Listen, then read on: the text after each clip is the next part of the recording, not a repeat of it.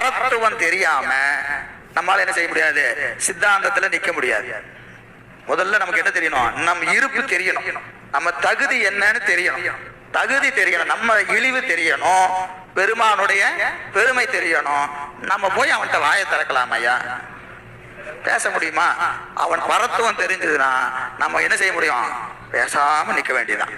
என்னப்பா வேணும் சாமி, நீங்களா பார்த்து ஏதாவது கொடுங்க, நான் போய் என்ன கேட்கறது? கேட்கறதுக்கு எனக்கு என்ன இருக்கு, ஒரு தகுதி வேணுமா இல்லையா?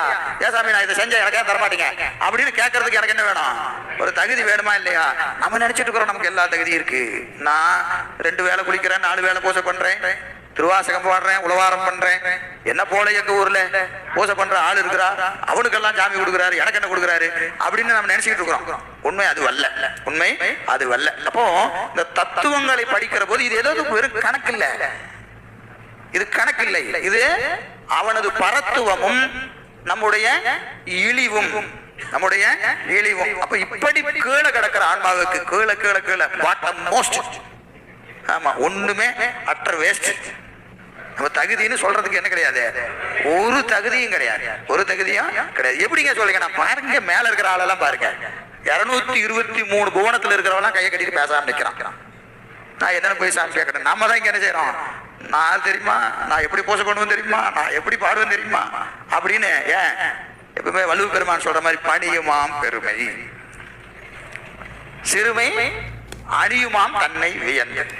நான் யாரு நான் யாருன்னு கேட்கறவனா யாருன்னா, சிறுமை உடையவர் தன்னை விதந்து கொள்வர், பெருமை உடையவர்கள் எல்லாம் தனக்கு தகுதி இல்லை என்று கருதி நிற்பார். அதனாலதான் 4 பெருமக்களும் என்னது, நாயே பொல்லா நாயே நாயே நாயே நாயேன்னு திருவாசகம் பூரா தேடி எடுத்தா எங்க பார்த்தாலும் அதான் கிடக்குது.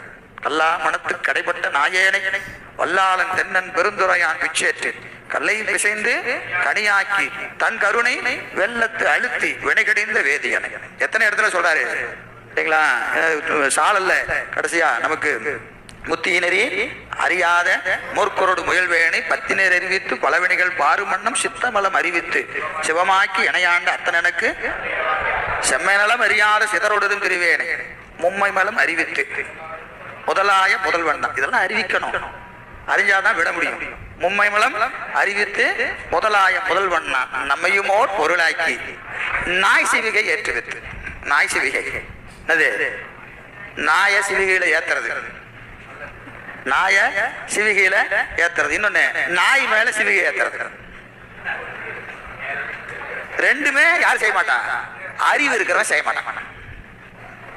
அறிவு இருக்கிறவன்